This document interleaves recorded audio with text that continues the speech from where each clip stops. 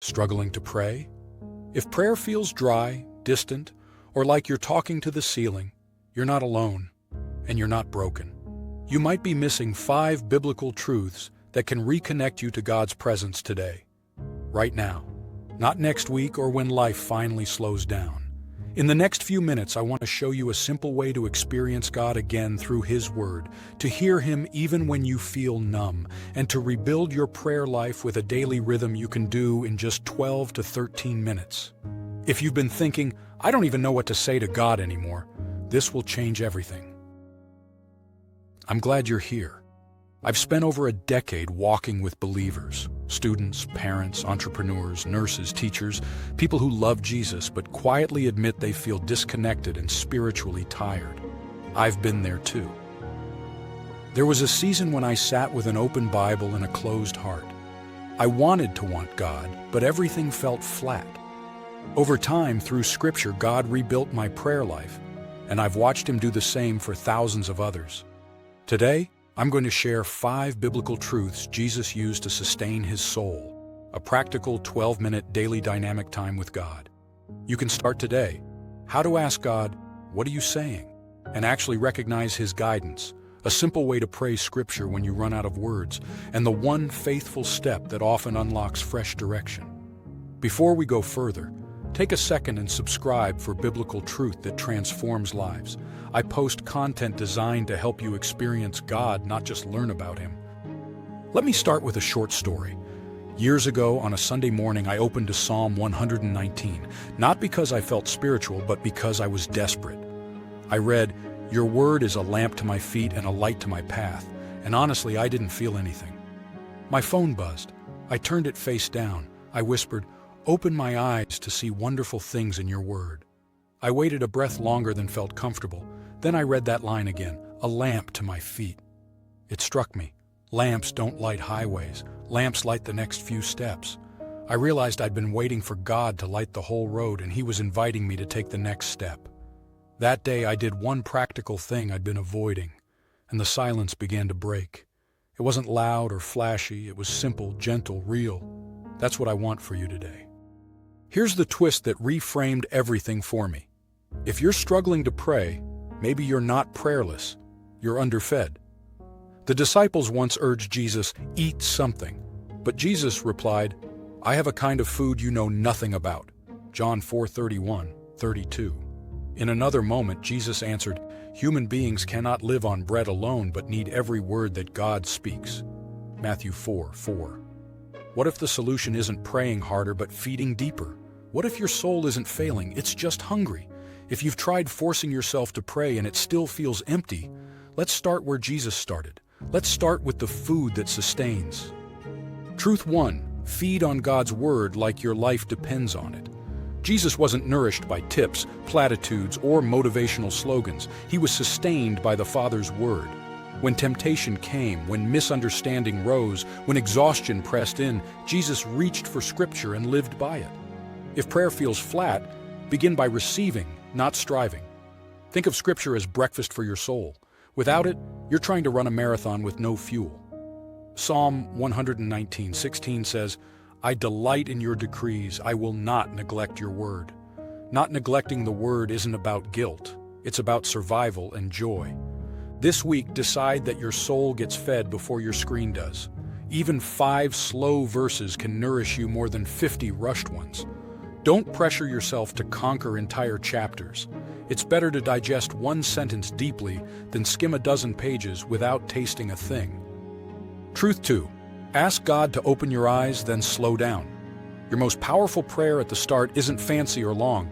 It's simple. Open my eyes to see wonderful things in your word. Psalm 119:18. That's straight from Scripture. You don't have to impress God. You can ask for help, and He gladly gives it. Then slow down. We don't multitask communion with God. Put your phone away, sit in your chair, breathe, and read the verse out loud. Read it again. Notice a word, a phrase, a picture that shimmers with life. If your mind wanders, gently come back. Be still, and know that I am God. Psalm 46:10. That stillness is not wasted time. It is the doorway to hearing. Truth 3.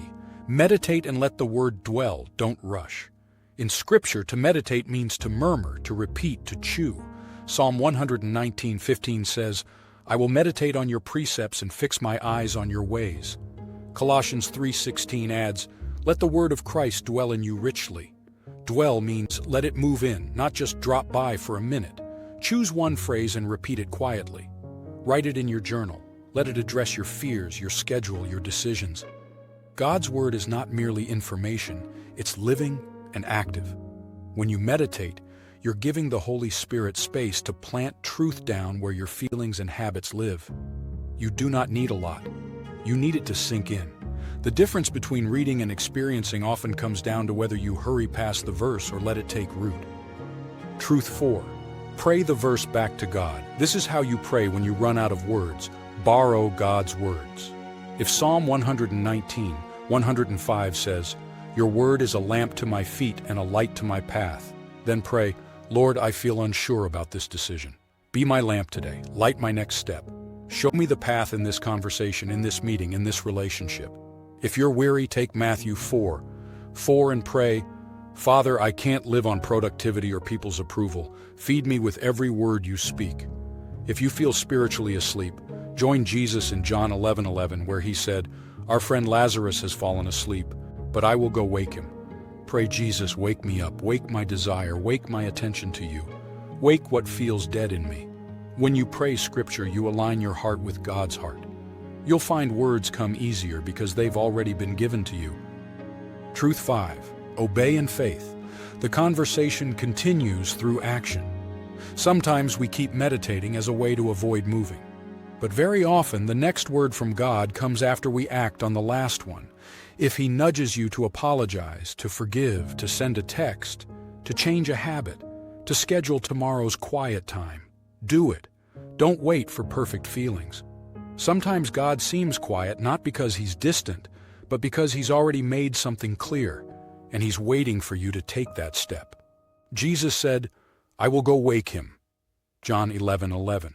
He heard, He moved. There is a clarity that only obedience can unlock. It's not about earning His voice. It's about walking with Him. As you obey, you'll notice more. Now let's get practical. I want to give you a simple 12 to 13 minute daily rhythm you can do starting tomorrow morning. I call it your daily dynamic time with God. Not a duty to dread, but a meeting to look forward to. Go in expecting to connect with God. He wants to talk to you more than you want to talk to Him. You don't have to fill every second with words. You can sit with Him because you have a relationship. Here's the rhythm. In minute 1, arrive and breathe. Put your phone across the room, whisper, be still and know that I am God. Psalm 46:10. Invite the Holy Spirit. Open my eyes to see wonderful things in your word. Psalm 119:18. Let the noise die down. Minutes 2 through 4, read and receive. Choose a short passage. You can start with John 4:31-32, Matthew 4:4, or a few verses from Psalm 119, verse 16, verse 15, verse 105. Read slowly, out loud. Don't rush. If a phrase stands out, underline it. Read it again. Ask God, what are you saying? Even if you feel nothing, stay with it. The word works deeper than your feelings. Minutes 5 through 7, meditate and dwell. Take that phrase and repeat it. Write it down. If you chose Psalm 119:105, speak it. Your word is a lamp to my feet. Ask, where do I need a lamp today? If you chose Matthew 4:4, say, I need every word you speak. Ask, what word is feeding me today? Let Colossians 3:16 guide you. Let the word of Christ dwell in you richly. That means, let it fill the room of your heart. Minutes 8 through 10, pray the Scripture back to God. Turn the words into a conversation. If John 4:31-32 is your passage, pray, Jesus, I've been trying to feed on distraction and performance. Give me the food I know nothing about. Satisfy me with your will and your word. If you're wrestling with direction, pray Psalm 119:105 into your to-do list. Light my next step. Light the path in this meeting. Keep me from wandering. If you're numb, use John 11:11 as courage. Lord, wake me. Wake my joy. Wake my prayer life. Minutes 11 and 12. Listen and note. You don't have to perform. Sit quietly, let your heart be still. Write down any nudge, any name that comes to mind, any phrase, any sense of comfort or conviction. It doesn't have to be dramatic, it just needs to be honest. This is friendship with God. Minute 13. Obey one thing. Choose one faithful action and do it today. Send the text. Delete the distracting app. Put your Bible on the chair for tomorrow. Ask forgiveness. Encourage a friend by sharing the verse that met you. Obey in faith. The conversation continues through your step. If this resonates, tell me in the comments which verse you're starting with for the next 7 days. Your words might encourage someone else who's watching and feels alone in this. I want to speak to a few objections you might feel. Maybe you're thinking, I don't have time. Friend, 12 minutes is less time than you spend scrolling before bed. What if you reclaim that time for your soul? Or maybe you say, I try, but my mind wanders. That's okay. Bring your wandering mind back with a simple phrase. Be still and know that I am God. If it wanders 10 times, bring it back 10 times. That's not failure, that's training. Or you might say, I don't understand the Bible. Then pray Psalm 119, 18 at the start. Open my eyes. Start in the Gospels.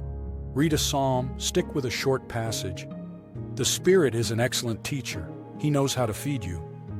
Let me offer a 7-day challenge to help you put this into practice. Choose one passage for each day this week. Day 1, Matthew 4:4. Day 2, Psalm 119, 16. Day 3, Psalm 119, 18. Day 4, Psalm 119, 15.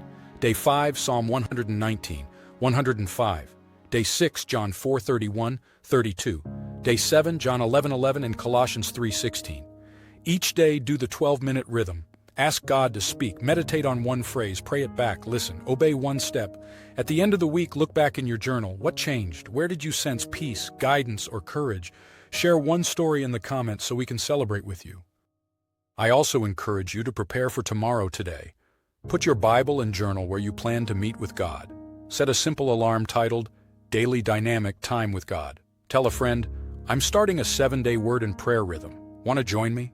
Sometimes the smallest preparation signals to your soul that this matters. You're telling your future self, I plan to be fed.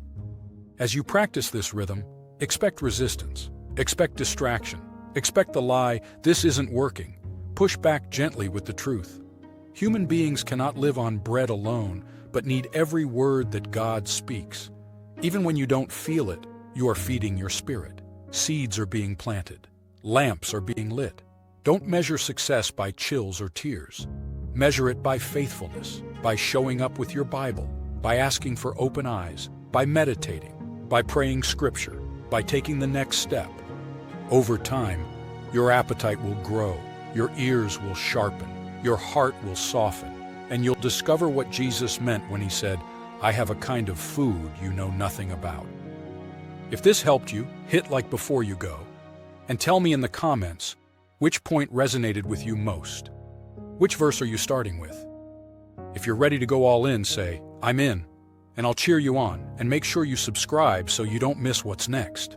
I'm posting a video called How to Hear God's Voice in Scripture, 3 Keys Most Christians Miss, and it pairs perfectly with what we just walked through.